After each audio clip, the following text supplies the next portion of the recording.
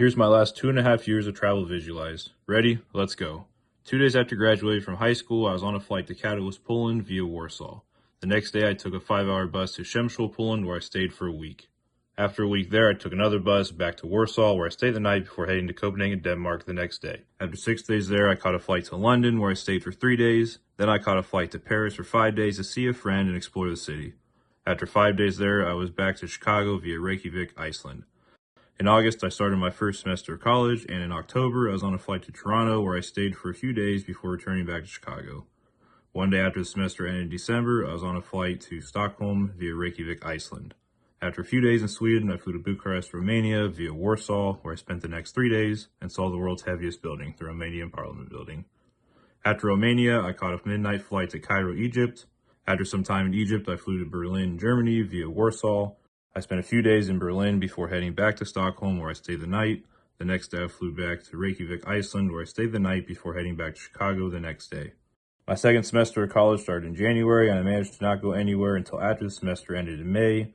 10 days after the semester ended, I was on a flight to Paris via London, where I stayed for a few days and visited a friend.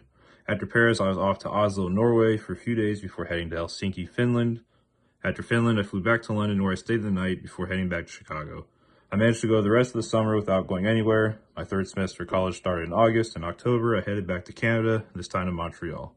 In December, just 2 days after the semester ended, I was on a flight to Zurich, Switzerland. After Switzerland, I headed back to Warsaw for a few days before taking a bus to Krakow, Poland for 3 days. After Krakow, I took the bus to Bratislava, Slovakia, and after a few days there, I took the bus to Budapest, Hungary. After some time in Hungary, I flew back to Zurich via Warsaw, where I stayed the night before catching a flight back to Chicago.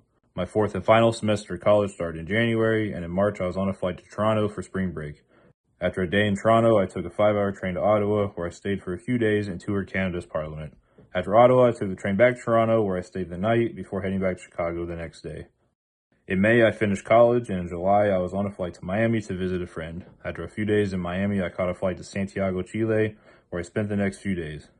After that, it was back to Miami, where I stayed the night, and then back to Chicago the next day. I managed to go 3 months without going anywhere, but in November, I was on a flight to Copenhagen via Munich, Germany.